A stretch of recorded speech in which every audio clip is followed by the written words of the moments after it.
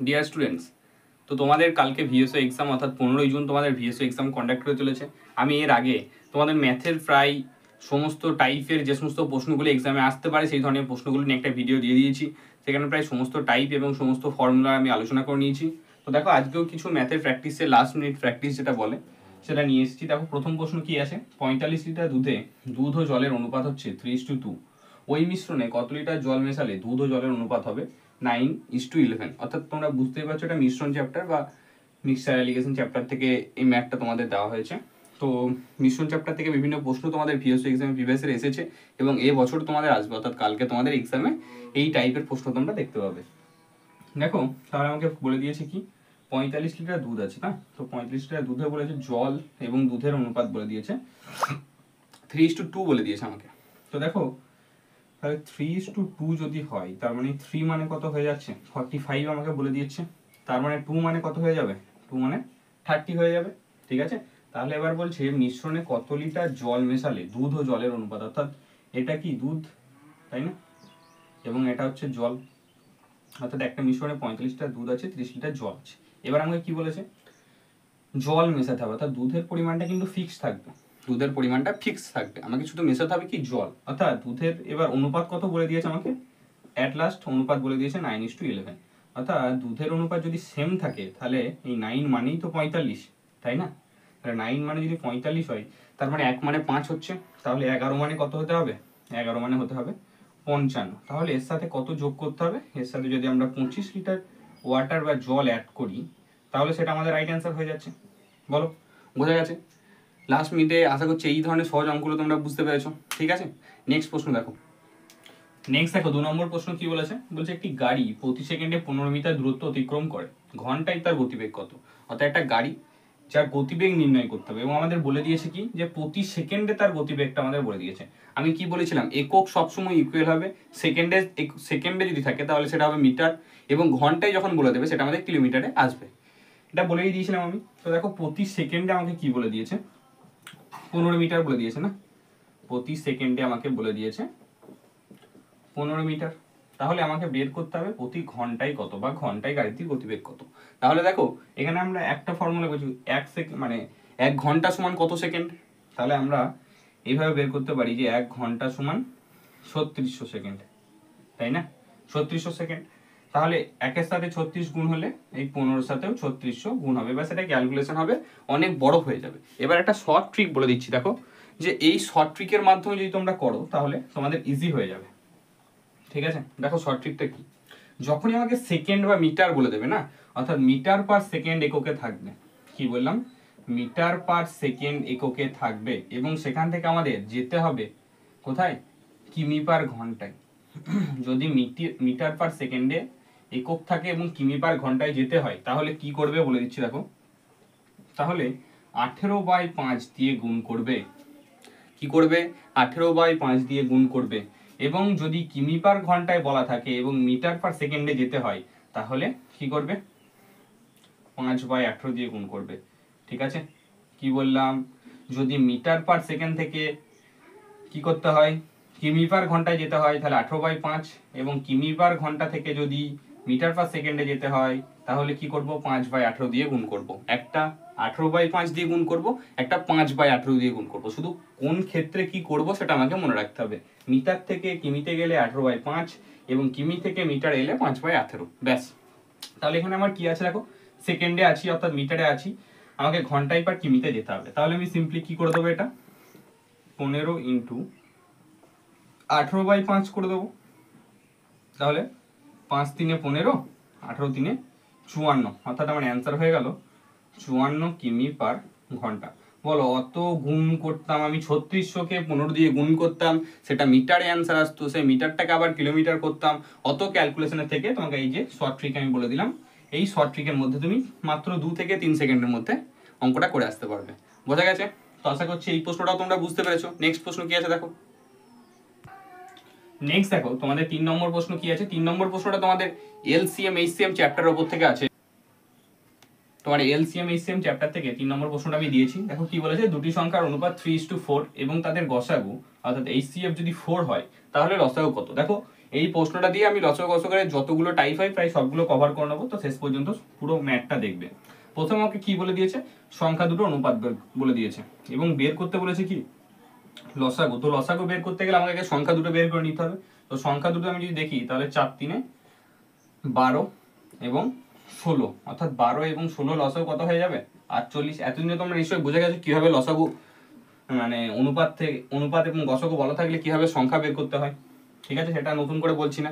তাহলে 12 এবং 16 লসাগু হয়ে গেল 48, অর্থাৎ আমার গসাগু বলে দিয়েছে 4, লসাগু বেরিয়ে গেল 48। তাহলে গসাগু লসাগু যেটা বললো বেরিয়ে গেল। এবার আর কি প্রশ্ন আছে, আর প্রশ্ন আছে সংখ্যা দুটির গুণফল। তাহলে সংখ্যা দুটি কত বেরোলো, একটা হচ্ছে 12 এবং 48। তাহলে আমি তোমাদেরকে সূত্রটা কি বলে দিয়েছিলাম, যে লসাগু গণিত গসাগু সমানই কি, লসাগু গণিত গসাগু সমানই হচ্ছে সংখ্যা দুটির কি গুণফল, তাই না? লসাগু গণিত গসাগু সমান সংখ্যা দুটির গুণফল। তাহলে লসাগু কি আছে আমাদের, লসাগু আছে 48 এবং গসাগু কি আছে, গসাগু আছে 4। তো 48 কে যদি আমি এখানে 4 দিয়ে করি তাহলে আমার কত চলে আসবে 192, তাই না? 192 চলে আসবে। আবার এদিকে যদি আমি 12 গণিত 16 করি তাহলে কত চলে আসবে 192, ঠিক আছে, বোঝা গেল? তাহলে আমার 192 চলে আসছে। তাহলে যেদিকেই করবে তুমি যদি লসাগুর সাথে গসাগু মাল্টিপ্লিকেশন করো সেটাও তোমার সেই সংখ্যা দুটি গুণফলই আসবে। আবার সংখ্যা দুটো যদি তুমি বের করে ফেলো তাহলে তার যদি মাল্টিপ্লিকেশন করতে হয় তাহলে তো সংখ্যা দুটির গুণফল আসবে। কিন্তু সূত্রটা মাথায় রাখবে, লসাগু গণিত গসাগু সমানই হচ্ছে সংখ্যা দুটির গুণফল, ঠিক আছে। আর একটা সূত্র তোমাদের বলে দেয়, বলে দিচ্ছি, দেখো, অপর সংখ্যা বের করার সূত্র। কি বললাম, অপর সংখ্যা। এই অপর সংখ্যা আমরা কিভাবে বের করতে পারি, দেখো, অপর সংখ্যা বের করতে গেলে তোমাকে 3টে ডাটা দিয়ে দেবে। একটা দিয়ে দেবে তার লসাগু, গসাগু এবং একটি সংখ্যা, এই 3টে ডাটা দিয়ে দেবে। তো আমরা যদি এখানে ধরে নিই যে আমার লসাগু অপর সংখ্যা সমান, আগে সূত্রটা তোমাদের আমি বলে দিই, অপর সংখ্যা সমান হয়ে যাবে লসাগু গণিত গসাগু বাই কি একটি সংখ্যা, বাই কি সংখ্যা, একটি সংখ্যা। তাহলে এখানে আমাদের লসাগু কত বেরিয়েছে 48, গসাগু কত বেরিয়েছে 4। তাহলে আমাদের বের করতে হবে একটি সংখ্যা। তাহলে 16 আর 12 যে কোনো একটা ধরে নাও না, চল আমি 12টাই ধরে নিলাম। তাহলে আমি 16 আসছে কিনা দেখি। তাহলে 12 4 48, 4 4 16, বলো, এটা একটা প্রশ্ন গেল। আরো একটা প্রশ্ন কি হতে পারে এখানে, যে ধরো সংখ্যা দুটির গুণফল বলে দিয়েছে এবং লসাগু বলে দিয়েছে, গসাগু বের করতে দিয়েছে। তো সেক্ষেত্রে আমরা কি বের করতে পারি, দেখো, যদি শুধু গসাগু বলে দেয় তখন আমি তোমাদের সূত্রটা বলে দিচ্ছি। তাহলে গসাগু বের করতে দিলে যদি ওই ডাটাটা থাকে যে সংখ্যা দুটির গুণফল আছে এবং তার সাথে লসাগু আছে, তাহলে সংখ্যা দুটির গুণফল আমার ওই ডাটা থাকলে কি হয়ে যাবে, সংখ্যা দুটির গুণফল বাই লসাগু। সংখ্যা দুটির গুণফল বাই যদি আমরা লসাগু করে দিই তাহলে গসাগু চলে আসবে। তো সংখ্যা দুটির গুণফল কত ছিল, সংখ্যা দুটির গুণফল ছিল 192। তার সাথে আমি ধরে নাও কি বললাম, সংখ্যা দুটির গুণফল বাই লসাগু বা গসাগু, কি বের করতে দিয়েছে গসাগু। তাহলে লসাগু আমাদের কত ছিল, লসাগু বেরিয়েছিল আমাদের 48। তো যদি আমরা এটা 48 এর সাথে ডিভাইড করে দিই তাহলে আমাদের অ্যান্সার কত চলে আসছে 4। অর্থাৎ যে ডাটা দিয়ে দেবে সেই ডাটার উপর বেস্ট করে তোমাকে অ্যান্সার বের করতে হবে। কি কি ডাটা দিতে পারে এবং কিভাবে তোমরা অ্যান্সার বার করবে সমস্ত জিনিস আমি বলে দিলাম। দেখো, যেমন দুটি সংখ্যার অনুপাত 3:4 এবং তাদের অনুপাত গসাগু, তাদের অনুপাত বলে দিয়েছে 4। তাহলে এখান থেকে আমরা দুটি সংখ্যা বের করতে পারি, দুটো লসাগু গসাগু বের করতে পারি, দুটি লসাগু গসাগুর গুণফল বের করতে পারি, সংখ্যা দুটির গুণফল বের করতে পারি, একটি সংখ্যা অপর সংখ্যা বের করতে পারি, তো তাহলে একটা ম্যাথের উপর বেস্ট করে বা একটা প্রশ্নের উপর বেস্ট করে কত ধরনের অ্যান্সার বের করা যায় আমি তোমাদের বলে দিলাম। এটা বলার একমাত্র উদ্দেশ্য হচ্ছে এর মধ্যে ম্যাক্সিমাম আমি লসাগু গসাগু তোমাদের যত ধরনের টাইপ হয় সেটা কভার করে দিলাম একটা প্রশ্নের মধ্যে, বোঝা গেছে? আবার কি কি বলে দিচ্ছি, দেখো, এখানে আমি একটা লসাগু বের করে নিয়েছি, এটা সকলে বুঝতে পেরেছো, যে 4 3 12, 4 4 16, তাহলে সংখ্যা দুটি হয়ে গেল 12 ও 16, সংখ্যা বেরিয়ে গেল। সংখ্যা বেরিয়ে গেলে আমরা সেখান থেকে লসাগু বের করতে পারি, গসাগু তো আমাদের বলেই দিয়েছে। এবার আমি বের করতে পারি কি, লসাগু গণিত গসাগু সমান সংখ্যা দুটির গুণফল। অর্থাৎ আমি যদি লসাগু গণিত গসাগু করি এবং সংখ্যা দুটির গুণ করি দেখবে গুণফল একই আসবে। হলো, আর একটা কি আসতে পারে, অপর সংখ্যা। অপর সংখ্যা সমান কি সূত্রটা বললাম, লসাগু গণিত গসাগু বাই একটি সংখ্যা। তাহলে আমার লসাগু আছে, গসাগু আছে, একটি সংখ্যা যদি বলে দেয় তখন সেটা অপর সংখ্যা বের করা কিছুই নেই, সূত্র বলে দিলাম। আর একটা হচ্ছে গসাগু সমান যদি বলে দেয় সংখ্যা দুটির গুণফল বলে দিয়েছে, ঠিক আছে। আর একটা তোমার বলে দিয়েছে, ধরো যদি গসাগু বের করতে দেয় তাহলে লসাগু বলে দেবে, যদি লসাগু বের করতে হয় তাহলে গসাগু বলে দেবে, তাহলে সেটা সিম্পলি ডিভাইড করে দেবে, তাহলেই অ্যান্সার চলে আসবে, ঠিক আছে। তো যতগুলো টাইপ হয় আমি তোমাদের বলে দিলাম। নেক্সট প্রশ্ন, নেক্সট দেখো আমাদের 4 নম্বর প্রশ্ন বা এই প্র্যাকটিস ক্লাসের শেষ প্রশ্ন বলতে পারো, তাকে কি বলেছে, এটা ত্রিভুজের বহিঃকোণ বলে দিয়েছে। ঠিক আছে, একটা ত্রিভুজের আমাদের বহিঃকোণ বলে দিয়েছে এবং অন্তকোণ বের করতে বলেছে। তো আমাকে একটা বলো যে একটা ত্রিভুজের 3টে কোণের সমষ্টি কত ডিগ্রি? 3টে কোণের সমষ্টি হচ্ছে 180 ডিগ্রি, তাই না? তো 3টে কোণের সমষ্টি যদি 180 ডিগ্রি হয়, তার মধ্যে বহিঃকোণ যদি আমার 72 হয়, তাহলে অন্তকোণ কত হবে? সিম্পলি জিনিস, এইগুলো যারা মক টেস্ট ব্যাচ নিয়েছো, মক টেস্ট ব্যাচে এই প্রশ্নগুলো বারবার দিয়েছিলাম। তো 180 ডিগ্রি থেকে 72 ডিগ্রি বাদ দিয়ে দেবে, কত হয়ে গেল? 108 ডিগ্রি। তো 108 ডিগ্রি তোমাদের রাইট অ্যান্সার হয়ে যাবে। আবার যদি তোমাদের বলে দিত অন্তকোণ বলে দিত, বহিঃকোণ বের করতে হতো, সেম জিনিস 180 থেকে সেটা মাইনাস করে দিতে। ঠিক আছে, তো এই ধরনের প্রশ্নগুলো তোমাদের কিন্তু এক্সামে এসেছে, তো এই প্রশ্নগুলো তোমরা দেখে যাবে। তো অ্যাট লাস্ট একটা কথাই বলবো, কাল এক্সাম, যে ভিডিওটা দিলাম শুধুমাত্র এই ভিডিওটা দেখবে। ঠিক আছে, শান্ত মাথায় এক্সাম দেবে, বেশি কিছু পড়তে যাবে না, যেটাই পড়েছো সেইগুলোই একবার রিভিশন দিতে পারো, নতুন কিছু একদম পড়বে না, ভুলেও নতুন কিছু পড়বে না, যেইগুলোই পড়েছো সেইগুলোই রিভিশন দেবে। ওকে, আর একটা কথাই বলবো, সকলে ঠান্ডা মাথায় এক্সাম দেবে। এক্সাম হলে গিয়ে ও বেশি পাচ্ছে আমি বেশি পাচ্ছি এরকম কোনো ব্যাপার নয়। একটা কথা মাথায় রাখবে, তুমি যেটা জানো সেটা কেউ জানে না।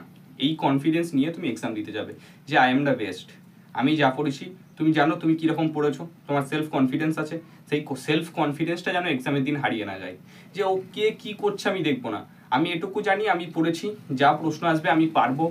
এই ডিসিশনটা নিয়ে তুমি বাড়ি থেকে এক্সাম দিতে বেরোবে, এবং এ ভালো পারবে, ও ভালো পারবে, আমি পারবো, তো এই সমস্ত ভাবনা মাথায় আনবেই না। আই এম দ্য বেস্ট, এই ভাবনা চিন্তা নিয়ে কালকে এক্সাম দিতে যাবে। অবশ্যই সকলের এক্সাম ভালো হবে। ঠিক আছে, কারণ তোমরা খুব ভালোভাবে প্রিপারেশন নিয়েছো, আশা করছি আমরাও তোমাদের ভালোভাবে প্রিপারেশন করাতে পেরেছি। ঠিক আছে, তো কোনো নিজের মনের মধ্যে ডাউট রেখে এক্সাম দিতে যাবে না, নিজের সেলফ কনফিডেন্স তাতে ডাউন হবে। তুমি জানবে যে তুমি যেটুকু পড়েছো ভালো পড়েছো, আরও কিছু পড়তে হতো বা কিছু বাকি আছে, এই সমস্ত চিন্তাভাবনা মাথায় আনবেই না, যা পড়েছো সেটা থেকেই প্রশ্ন আসবে। ঠিক আছে, তো থ্যাংক ইউ, আজকের এই ভিডিওটি এই পর্যন্তই ছিল। তোমরা সকলে ভালোভাবে এক্সাম দাও, কারণ তোমরা সফল হলেই আমরা খুশি।